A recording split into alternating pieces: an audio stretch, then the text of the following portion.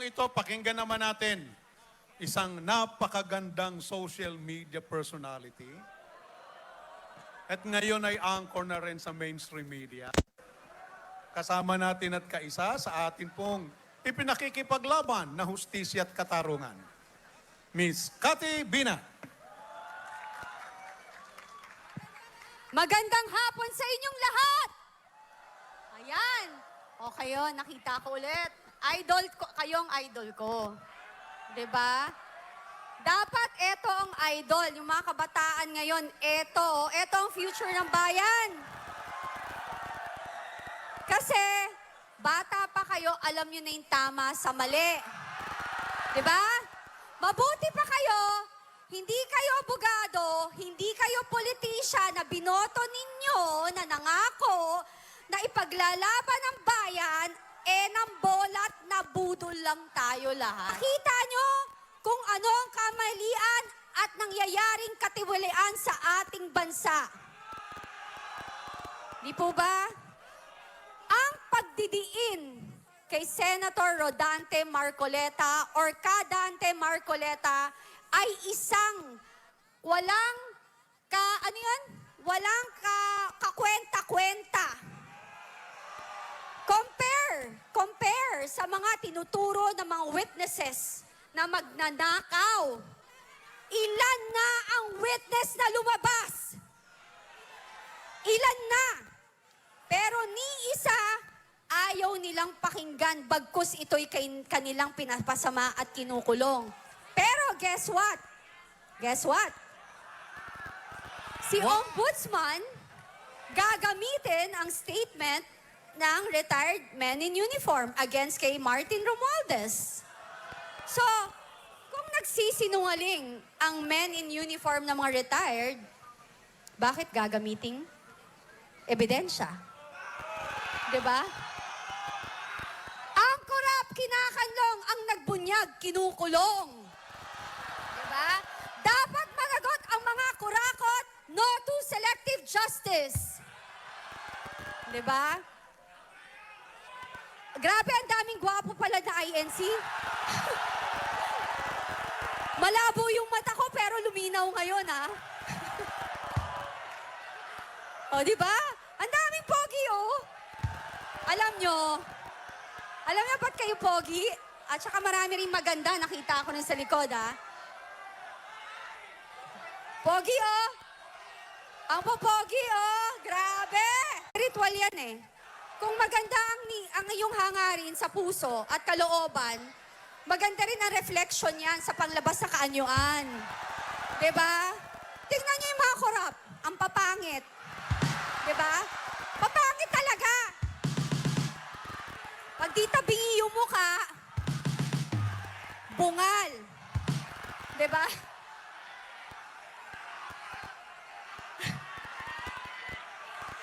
Kasi ang sama ng ugali nila, mga magdanakaw sila. Yun kasi yun. Ngayon, panawagan natin sa ating mga politiko na ating binoto at pinagkatiwalaan. This is your time. Redeem yourself. Ang Diyos mapagpatawad sa mga taong humihingi ng tawad at sinsero. Panahon na. Kung kayo man ay nagkasala, humarap kayo sa entabladong ito, umakyat kayo dito at magsalita.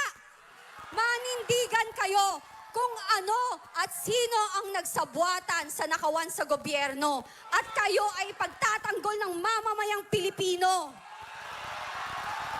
Sa mga men in uniform sa inyo, nananawagan kami, yung ninakaw na pera sa kaban ng bayan, willing ho kaming mga Pilipinong i-donate sa mga men in uniform na magtatanggol sa ating bayan at huliin ang mga magnanakaw na yan. Diba? Willing tayo, ninakaw na eh. Di huliin nyo isa't isa, puntahan nyo sa bahay, sure ako may pera doon cash. Maleta. Check nyo yung basement. Sa Forbes? Oh, sige, sa Forbes. Hindi, feeling ko wala na sa Forbes. Nasaan? Nasa Makati?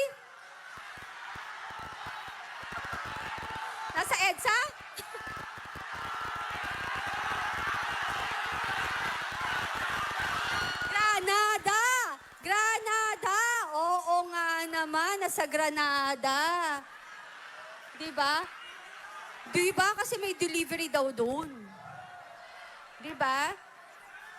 Ako nga, kanina, I don't understand saan nanggaling yung sinabi na okay daw ang ekonomiya natin. Mura ba ang gasolina? Mura ang bilihin? Nagtataas ang renta ng bahay, di ba? Magkano ang pamasahe ngayon? O, di ba? Grabe. Di ba? Hindi totoo. Puro kasinungalingan. Alam mo ba't di nila nararamdaman yung mahal? Kasi yung perang ginagastos nila, hindi kanila. Di ba? Nakaw eh. Di ba kagabi sabi ko nga sa inyo, kalyo yan eh. Sa kakapalan ng mukha nila, kalyo na sila. Kahit anong tanggal mo, the more mo tinatanggal, kumakapal pag bumabalik. Di ba? Kalyo. Di ba? Kalyo. Pero alam mo, di ba sabi natin, buhaya sila. Hindi na ho buhaya. Hippopotamus na! Di ba? Nakita nyo, nagtatabaan eh.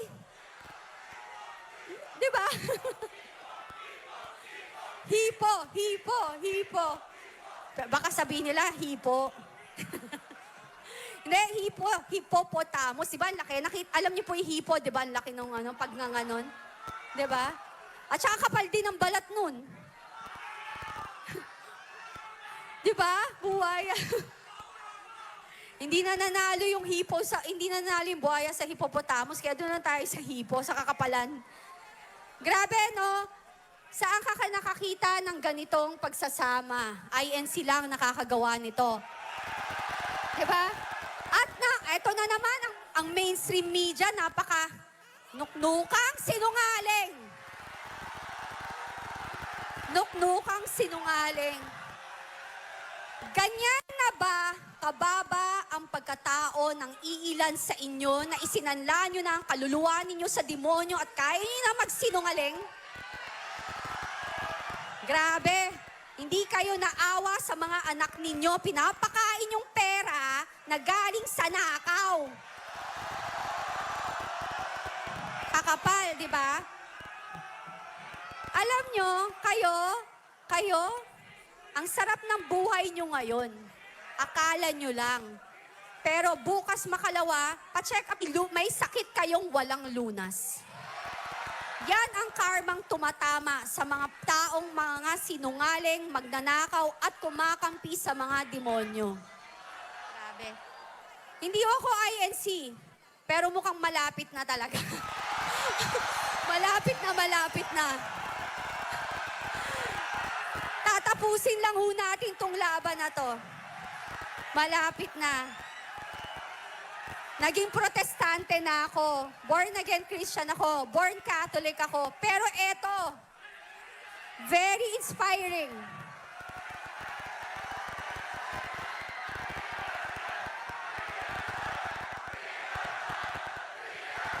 Diba?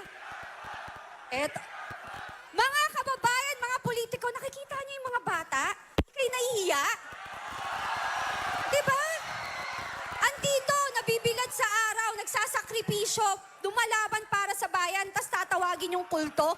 Kung sila kulto, gusto ko na maging membro ng kultong to. Diba?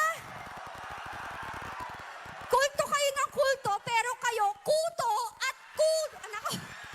Ayaw, yung masasabi ako. Bakit sila? Sandali lang po. Ba't sila kuto? Diba? Sumisip-sip ng dugo, nanguubos. O diba? Yan ang ginagawa nila sa Kaba ng Bayan. Suhol. Grabe. Alam mo, ang dami magiging leader ng Iglesia ni Cristo na tunay na ipaglalaban ang mamamayang Pilipino. Diba? Ang gagwapo pa. Kaya kayo dyan na naninira sa Iglesia ni Cristo, inggit-pikit lang kayo. Diba? inggit na inggit kayo. Hindi nyo kasi kayang gawin to na tunay na sama-sama. Sa mga at saka kayo, yung mga naninira sa inyo, yung mga sandamakmak na page sa Facebook, at saka mga troll, nakalista kayo, ipapatawag namin kayo lahat. Di namin kayo papatawarin. Hindi pwede. Sobra na kayo. Sabi nga na sa Bible, di ba? Di ba meron tayong mga anghel na kapag nakakita ng demonyo, hindi pinapatawad, kinikitil agad at inuubos. Ganun dapat. So mamili kayo, mga politician. Sino kakampihan nyo? Ang Diyos sa langit o ang demonyo dito sa ating lupa?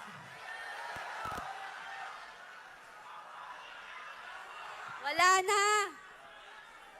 Hindi na tayo pwede. Hindi na pwede to. I do not forget.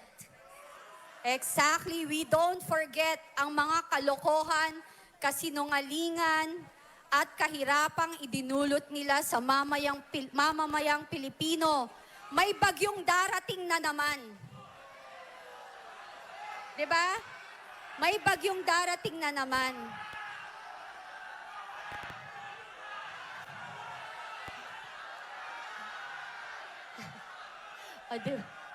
May bagyo. So, eto na naman tayo. Ano na naman sasabihin nila?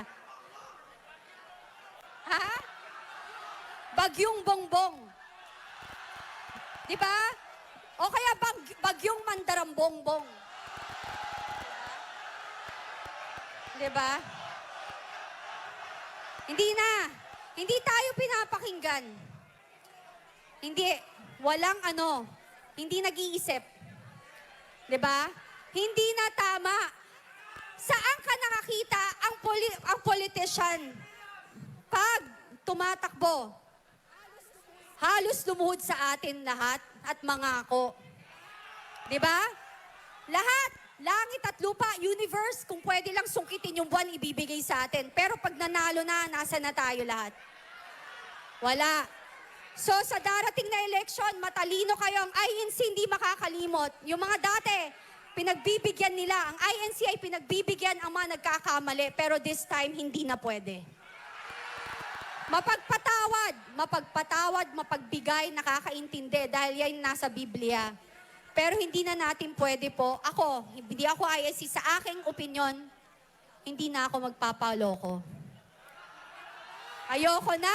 Tama na ang nakawan sa kaban ng bayan. Tigilan na ang matatamis na salita. Tigilan na ang kasinungalingan. At ako, sa inyong mga magnanakaw, sa mainstream media ng mga sinungaling at mga bayarang troll at sinungaling, tatama ang karma sa iyo simula sa minutong ito.